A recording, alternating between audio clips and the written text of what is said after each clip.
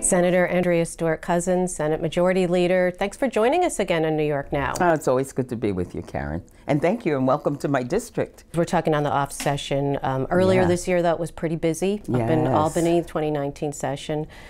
Really remarkable how many things that were done by the Senate Democrats and the legislature. In fact, I was looking through them, and it's almost too many to name, but a couple of them: the Child Victims Act, codifying the abortion rights in Roe v. Wade into law, early voting, plastic bag ban, property tax cap. So what we're wondering, is 2020 going to be as energetic, or have you done a lot of the things that you need to do now? Well, I'll tell you, we were really clearing a backlog. You know, some of these things that you mentioned had been lingering for years, some as many as 10 years. And I could not see any reason to delay anymore. We'd had every discussion we could on reproductive health.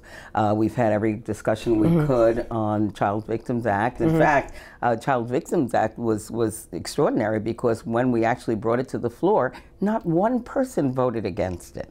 So we saw this time and time again. Early voting, why not? So we will continue to just try and make this the best New York for everyone that it can be. So one big issue that's on the radar screen is legalizing adult recreational use of marijuana. That's been complicated somewhat by the vaping illness that's happening. Are you rethinking? You supported that bill last year, it didn't pass. Are you rethinking how to do legalized marijuana in light of what's going on with the vaping? Well, you know, first of all, in terms of vaping, I know we're going to be doing a lot of things around that, clearly. The governor had done an executive order. We always believe that codifying banning things, flavored e-cigarettes because teenagers are too attracted to them. That's something that you think might become law in 2020. I do. You know, I think it's extremely important that we do whatever we can, especially now. I mean, the signs are so clear that this is a real problem. It's a health hazard, and like I said, unfortunately, so many of our young people have been targeted and are now hooked. In terms of the marijuana, we did decriminalize because we could not get to that place with, you know, legalization of adult use. We are going to continue to try and figure it out. I mean, one of the big sticking points was, again, what to do with these communities that have been so badly damaged by the unequal you know, the unequal enforcement and some of the bills laws. Want some kind of reparation. You know, something that you know, rights so many of the wrongs. So obviously, a lot of people are talking about the money that is involved in this industry, and how do we make sure that communities, again, Black and Latino communities that have been so you know, targeted, frankly, will be able to have a role in the you know, economy that's going to grow around this industry. And of course, people are concerned about the education. We want to make sure that you know, we continue to educate everyone about use, abuse, and this kind of thing. So there's just so many. Yes. So what's your prediction? Do you think it's going to pass this year?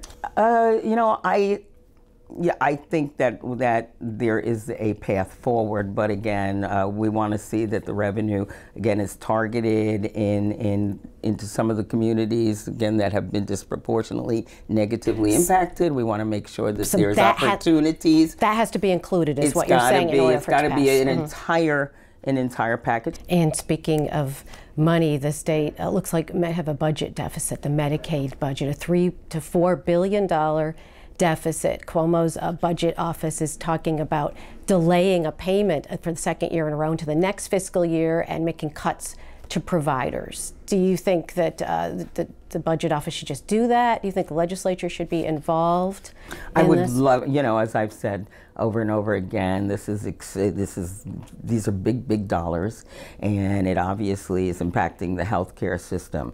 I do believe that we should have some involvement in it. It's preferential clearly, to be able to go over the numbers, the expectations, and obviously when you're talking about cutting, you're talking about cutting into various aspects of our healthcare delivery system. And this is extremely important. And then so much of this is matching.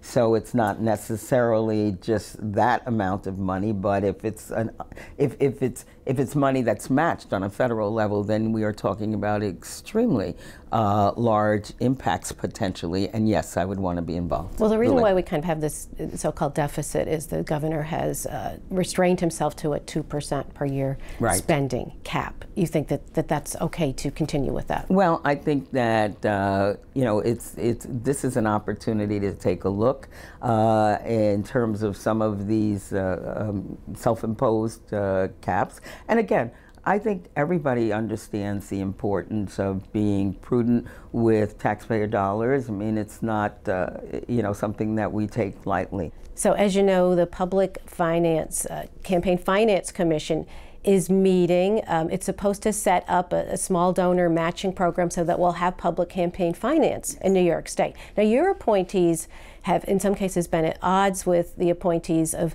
Governor Cuomo, Assembly Speaker Hasty, and in a polite way. There hasn't been fighting, but they have different ideas of how to do this. The commission is going to issue its report by Thanksgiving. Do you have concerns about the direction it's going in right now?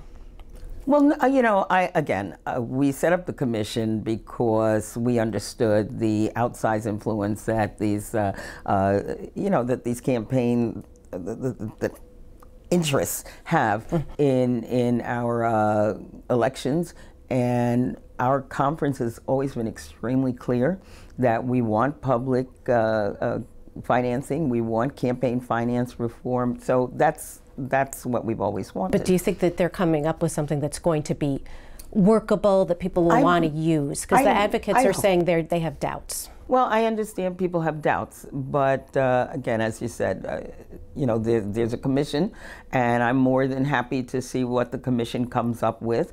I know that my appointees are very, very clear on what it is that they see as a viable campaign finance reform for New York State, and have been very articulate and vocal about it.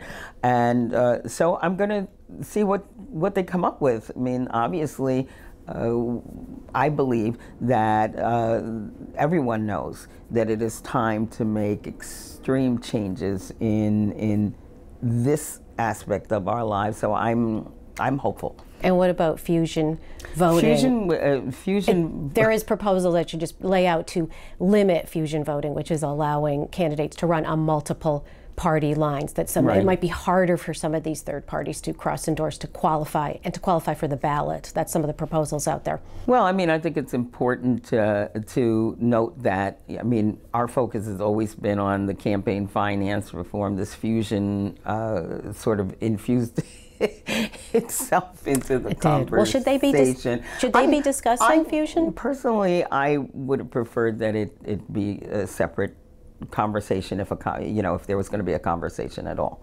However, there it is, and again, I will await the findings. I think it's been pretty clear that we are focused on campaign finance reform, and I'm not trying to destroy parties or make it impossible. I definitely know, however, that we must reform our campaign financing. The legislature does have a chance to come back and change the commission report. Yes. If you're not happy with it. Do you see that happening? Well, again, it would be premature to, like I said, we do, but of course we have an opportunity to come back in January and February, March. So, I mean, like I said, I see what you mean. So even if the commission, as it goes, becomes yes, I mean, if the recommendations become law at the end of the year, you still could come back January, February, March, and change that. Absolutely, April. I mean, that's so you're not seeing that as a real deadline. I don't see that as any deal breaker. And again, I think it's important that we note this in every area. We're not people who are like, okay, we did, you know, plastic bag ban, so we'll never look at the environment again, or we did, I mean, that's why we were able to do the sensible gun laws or whatever. We are people who are just trying to get it right. And I know all of my colleagues in the legislature are just trying to get it right. So it's going to be the same thing in terms of campaign finance reform and ethics reform and everything else. We will just work until we get it right. And finally, everybody's favorite question, or at least my favorite question, the politics of 2020. Yay. You have 40 members, right? Yes. Very solid majority. Yes. Do you expect to pick up seats this year? There's a couple of Republican districts that one of them doesn't have a senator anymore. The other one of them is going to run for Congress. Yes. Are those competitive districts, Buffalo, Syracuse, that yes. you think you might pick up? Absolutely. Anybody who's people laughed at me when I told, this was you know, our last election, when I told them I wanted 40 Democrats in the chamber. They laughed, but it turns out that I was right. So now I am predicting 43. And I do believe, again, we have an incredible majority now. I will, you know, keep everybody who's there and add, because and I always say 43 is actually the floor. Mm-hmm. It's not the ceiling. Mm-hmm. So I'm open to 50. I'm open to making sure that. And as I've always said to my Republican counterparts, all we're looking for is parity. They had the majority in the Senate for the better part of 100 years. I'm just looking for that. Yeah, okay. But to that, there's the so-called Long Island 6 yes. Democrats who replaced the Long Island 9 Republicans. They're in a more conservative yes. districts. They've already been threatened with primary challenges from some pretty far left groups. Saying that they're not, you know, to the left enough, and there's worries that that could harm them in the general election and the Republicans could get the seat back. So how do you navigate that in the session, giving them things that they could come home with it so that they could look good to their voters, but without offending, you know, your New York City and some other members? Well, you know, again, I think that what we've done and what we will continue to do is really reflective of what New Yorkers want, and I'm a Westchester, you know, senator, and know very, very well suburban areas, you know, and my Long Island 6 have been able to do some incredible things with the environment there. Again, the property tax cap was there. We're trying to do as much as we can in terms of education and funding, and I know that we have done a great deal of very important things that are extremely helpful, not only to them, but to the voters that they represent. We will continue to do that. And, you know, I think it's also important to note that there are a lot of progressive groups that have actually come out and supported the Long Island 6 as well. Well, 2020 is going to be very exciting, very interesting year. And we'll be talking to you again about that. Thanks very much for joining us. Thank you so much.